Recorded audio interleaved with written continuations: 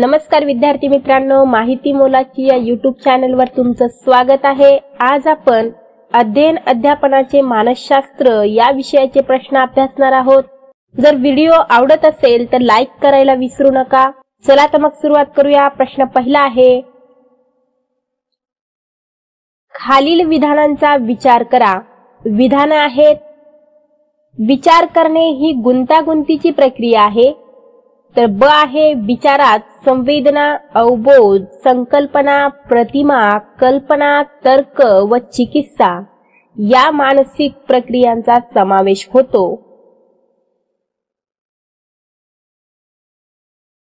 दोन्ही विधान बरोबर आहेत।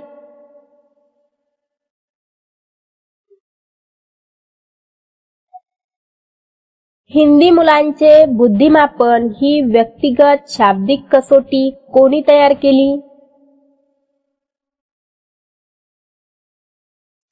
डॉक्टर कामत यांची ही व्यक्तिगत शाब्दिक कसोटी आहे। अध्ययन व व्यक्तिविकासात कोणता घटक महत्त्वाचा असतो?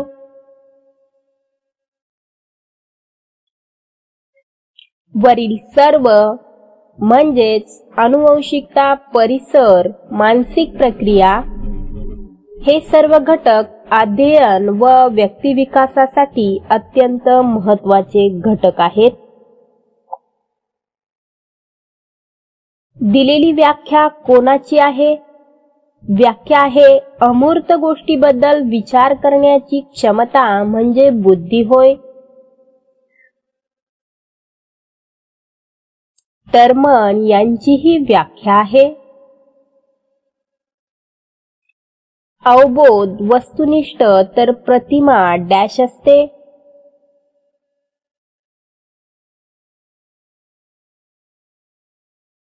व्यक्तिनिष्ठ, अवबोध वस्तुनिष्ठ असतात तर प्रतिमा ही व्यक्तिनिष्ठ असते। ज्ञानात्मक अध्ययन उपपत्ती संबंधी योग्य विधान निवडा। विधान आहेत, 1. गँगने श्रेणीबद्ध अध्ययन उपपत्ती। नंबर 2. टॉलमन यांची संकेत अध्ययन उपपत्ती। तर 3 आहे ब्रुनर ज्ञानात्मक अध्ययन उपपत्ती। 4 आहे कोफ्का समशिष्ट अध्ययन उपपत्ती।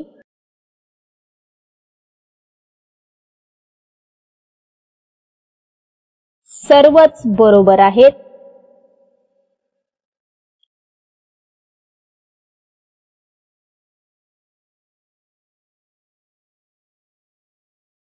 प्रतिमांचे प्रकार खालीलपैकी कोणते आहेत?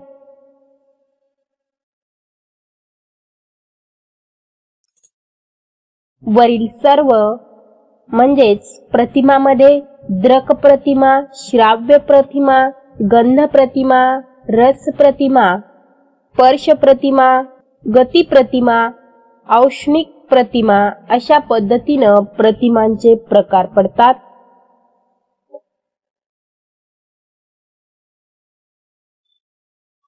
वर्गात शिक्षक अध्यापन करत आहे या वाक्यातील आकृती आणि पार्श्वभूमी कोणती ते ओळखा। महत्त्वाचा घटक ती आकृती असते आणि आजूबाजूचा परिसर ती म्हणजे पार्श्वभूमी। शिक्षक आकृती आणि विद्यार्थी पार्श्वभूमी असतात। परंतु जर एखाद्या वेळी एखादा विद्यार्थी एखाद्या प्रश्नाचं उत्तर सांगत असेल तर शिक्षक व बाकीचे विद्यार्थी हे पार्श्वभूमीमध्ये मोडतात। तर जो विद्यार्थी उत्तर सांगत आहे तो विद्यार्थी म्हणजे आकृती असतो।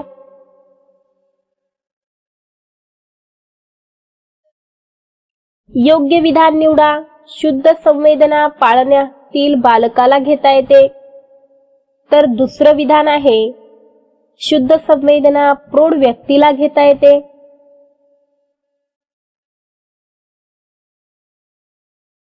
फक्त अ बरोबर, म्हणजेच शुद्ध संवेदना ही पाळण्यातील बालकाला घेता येते परंतु त्याला बोलता येत नसल्यामुळे तो सांगू शकत नाही। आणि शुद्ध संवेदना ही प्रौढ व्यक्तीला घेता येत नाही कारण प्रौढ व्यक्ती ने अगोदर अनुभव घेतलेला असतो.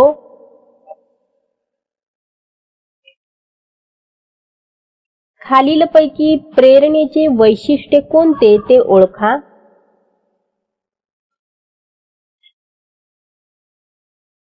वरील सर्व म्हणजेच प्रेरणेमुळे विशिष्ट गोष्टीची निवड होते, प्रेरणेत सातत्य असते, त्याचबरोबर मानवी वर्तनाला दिशा देण्याचे सामर्थ्य प्रेरणेत असते.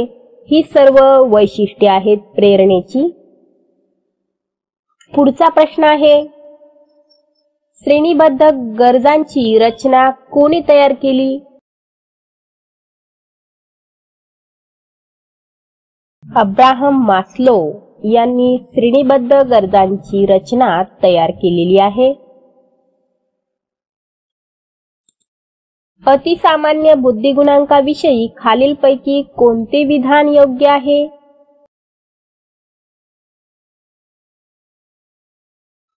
70 ते 79 बुद्धिगुणांक 9.0% प्रमाण हे अतिसामान्य बुद्धिगुणांकाविषयी योग्य विधान आहे.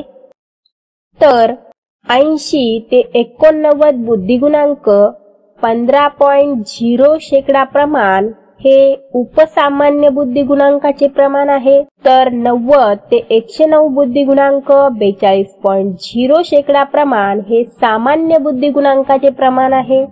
तर 110 ते 119 बुद्धिगुणांक 15.0% प्रमाण हे शीघ्र बुद्धिगुणांकाचे प्रमाण आहे.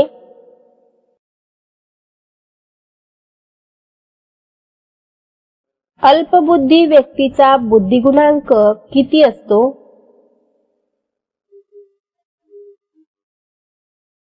60 ते 69.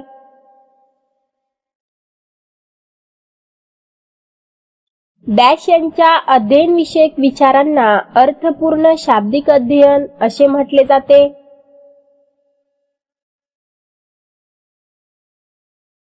डेव्हिड असुबेल यांच्या अध्ययनविषयक विचारांना अर्थपूर्ण शाब्दिक अध्ययन असे म्हटले जाते. अनुभवातून संभवणाऱ्या वर्तनातील बदलास डॅश म्हणतात. अध्ययन असे म्हणतात.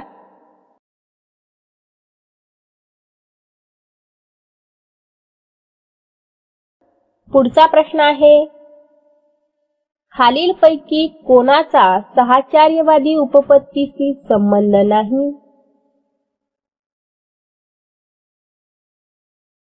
कोहलर यांचा साहचर्यवादी उपपत्तीशी संबंध नसून ते ज्ञानात्मक उपपत्तीत मोडतात.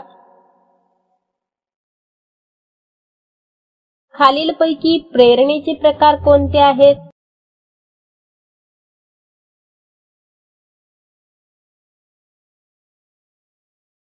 वरील सर्व म्हणजे शारीरिक प्रेरणा, व्यक्तिगत प्रेरणा आणि सामाजिक प्रेरणा हे 3 प्रेरणेचे प्रकार आहेत.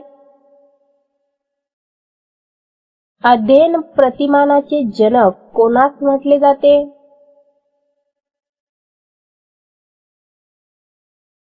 डॉक्टर ब्रूस जॉयस आणि मार्शल विल.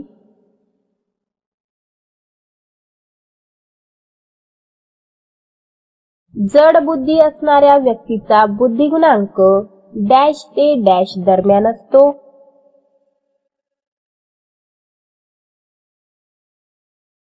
20 ते 39.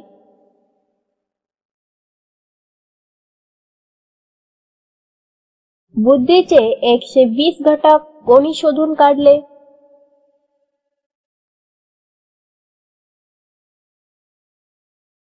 गिलफर्ड यांनी बुद्धीचे 120 घटक शोधून काढले. खालीलपैकी कोणता स्मरण प्रक्रियेचा घटक नाही?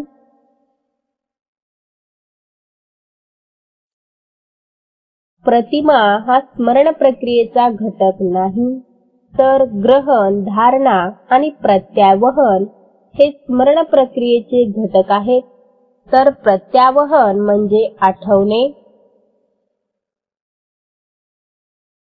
खालीलपैकी योग्य विधान कोणते? विधान आहेत अवबोध म्हणजे अर्थपूर्ण संवेदना, तर ब आहे संवेदना म्हणजे अर्थरहित ज्ञान.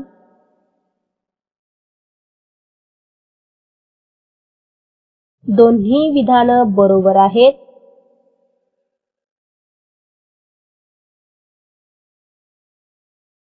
दिलेल्या विधानांचा विचार करता योग्य पर्याय निवडा. विधान आहेत नंबर 1, वर्तन अभ्यासाची पद्धती ही शास्त्रशुद्ध पद्धती मानली जाते. तर नंबर 2, प्रायोगिक पद्धती ही शास्त्रशुद्ध पद्धती मानली जाते. फक्त दुसरे बरोबर आहे, म्हणजे प्रायोगिक पद्धतीलाच शास्त्रशुद्ध पद्धती मानली जाते. शास्त्रज्ञांनी लावलेला शोध, तत्ववेत्यांनी सांगितलेली तत्वे, अभियंत्यांनी तयार केलेली इमारतीची आराखडे, चित्रकारांची चित्रे या सर्व गोष्टींचा अंतर्भाव डॅश कल्पनेत होतो. सर्जनात्मक कल्पनेमध्ये या सर्वांचा समावेश होतो. स्पियरमन आणि थॉर्नडाईक यांच्या बुद्धिमत्तेच्या सिद्धांतांना विरोध करत अनेक घटक सिद्धांत कोणी मांडला?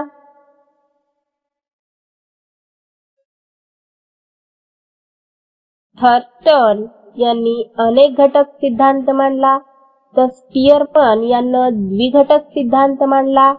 थॉर्नडाईक यांनी बहुघटक सिद्धांत मांडला. तर स्पियरमन यांच्याच सिद्धांतामध्ये थोडासा बदल करून थॉम्सन यांना सिद्धांत सुधारला होता.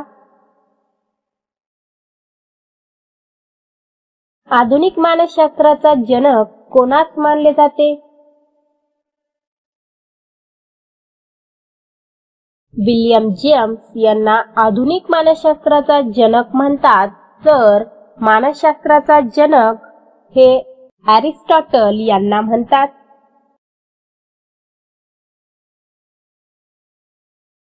विकास हा गुणात्मक बदल दर्शवतो.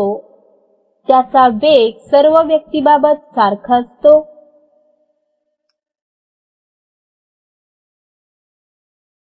फक्त पूर्वार्ध बरोबर, म्हणजेच विकास हा गुणात्मक बदल दर्शवतो हे विधान योग्य आहे किंवा बरोबर आहे, तर त्याचा वेग सर्व व्यक्तीबाबत सारखा असतो हे विधान चुकीचं आहे, म्हणजे त्याचा वेग सर्व व्यक्तीबाबत सारखा नसतो. प्रतिमेसंबंधित चुकीचा पर्याय निवडा.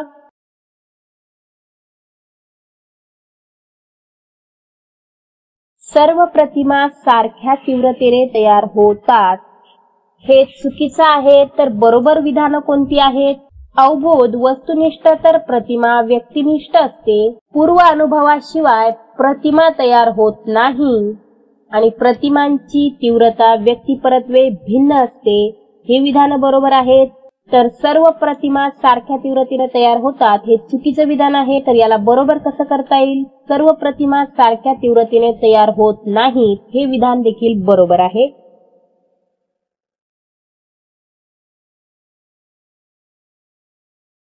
डॅश यांच्या मते स्मृती म्हणजे नवा अनुभव. रॉस यांच्या मते स्मृती म्हणजे नवा अनुभव.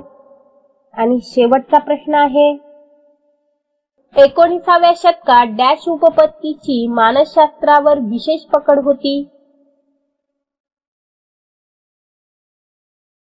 शक्तिवादी उपपत्तीची मानसशास्त्रावर विशेष पकड होती.